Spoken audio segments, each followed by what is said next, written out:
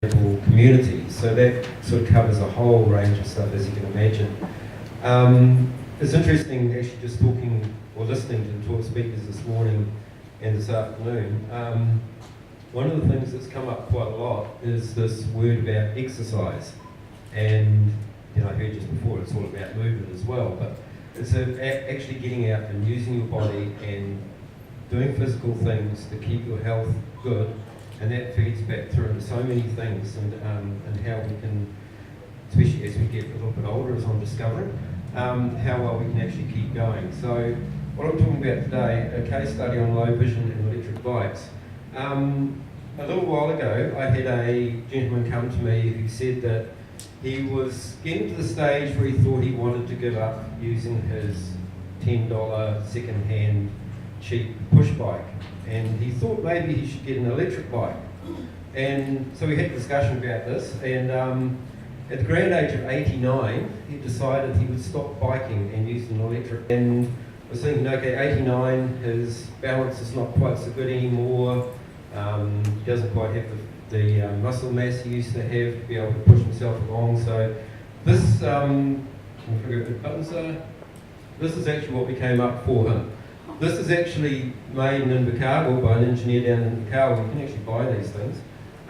It's a four-wheel quad bike with an electric motor in it and pedals. It's about the closest thing I've ever come across to a crossover between a push bike and a mobility scooter. Legally, it is a push bike, and there is a difference between mobility scooters and push bikes. Mobility scooters you can use on the footpath. Push bikes, in theory, should be used on cycleways or on the road. So that's the difference. So I sorted this thing out and got him up to him, and then he said to me that, well, that bike's fantastic, but what I really want, what I really like, is something for my partner to come for rides with me. Now, his partner has macular degeneration. She's very nearly blind, and he had never been able to go for a bike ride with her. So again, we talked about it, and this is what we came up with. So he now has a four-wheel quad bike, and she has a tow-behind trailer that she can sit on, hooks on behind his bike. He does all the steering and some of the braking. She's got brakes as well, actually. Interesting thing, he's actually done a lot to help their, how do you call it, interpersonal communication.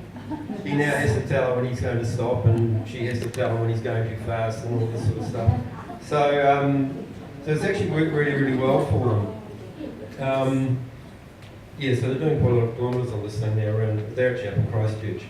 So when we start thinking about bikes, and electric bikes especially, before you think about electric bikes, when you talk about bikes, a lot of people think about this kind of thing. Okay, cold day in Dunedin, pushing a bike up a hill, it's hard work, you're going into a headwind, it's hard work, you get hot and sweaty, you find it really hard, and ultimately you don't really enjoy it that much. And I'm kind of guessing, seeing the crowd we've got here, there's probably quite a few people who used to ride a bike when they were young, but they probably haven't ridden a bike for a long time.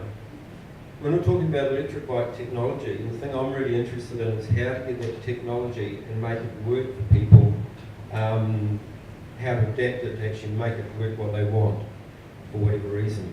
So you don't have to push bikes uphill anymore. The hills are flattened, even here in Dunedin. Headwinds don't matter anymore, you've got an electric bike to help you. Okay, and so bikes in general, like we talked about exercise before, they're very good for your health, they're very good for the planet. So when you talk about electric bikes, it's costing you roughly 20 cents for every 100 kilometres that you ride for the electricity, so you're not spending a lot on it. And something else which I never actually really thought about until a few years ago when I was doing research on this, and came across some stuff about Portland, Oregon in America, where someone had done a study on how biking actually affects your communities. And when you actually get out on a push bike, you get out of your tin can and get on the bike, you're suddenly seen in your community, and other people can see you, you can see them, you can stop at the stop sign and have a chat with someone, stop on the side of the road, all this sort of stuff. It helps to develop communities, so it's really important for that reason. And when you talk about low vision, with electric bikes, it actually becomes a lot easier to create this like companion riding. There's lots of bikes like this one. You can actually put adults in these things as well. I've got a few other ones over the table over there, a few different ideas about how to use bikes. Could you just describe that bike for people who can't see? This one is a two-wheel bike, but it has the back part of it is like a normal bike, so you're sitting on the seat with the handlebars. But in front of that, you've actually got a large box, and in the photo here, there's actually a couple of children in that box.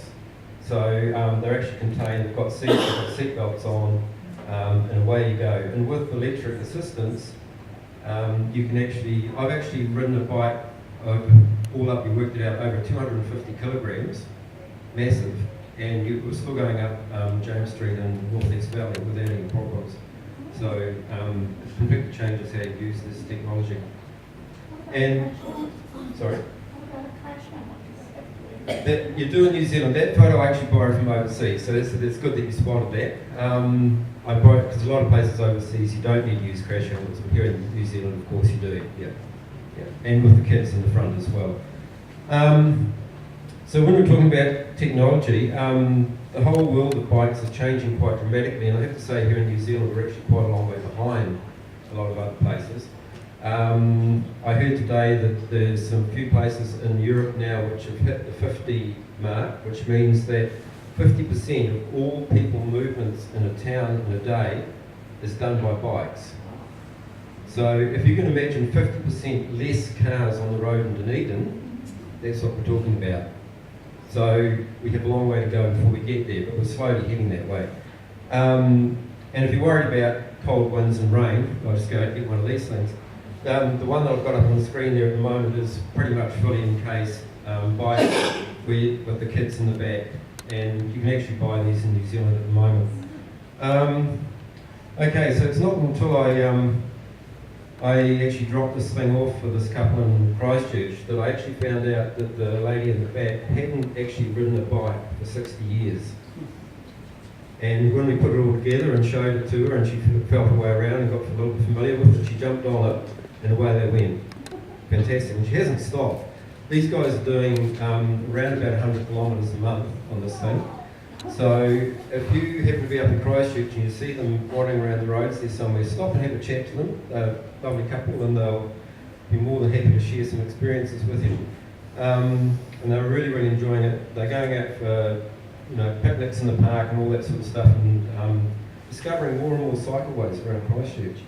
So that's just a really quick run through of and I'm really interested in how technology like this can actually help people. So if you have a particular need, you can always come and talk to us and see what we can come up with. Fantastic. Thank you very much. I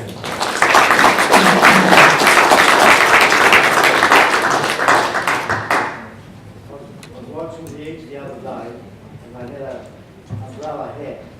So you could put that on, put the helmet on top, hold the umbrella on. Yeah. For cycling.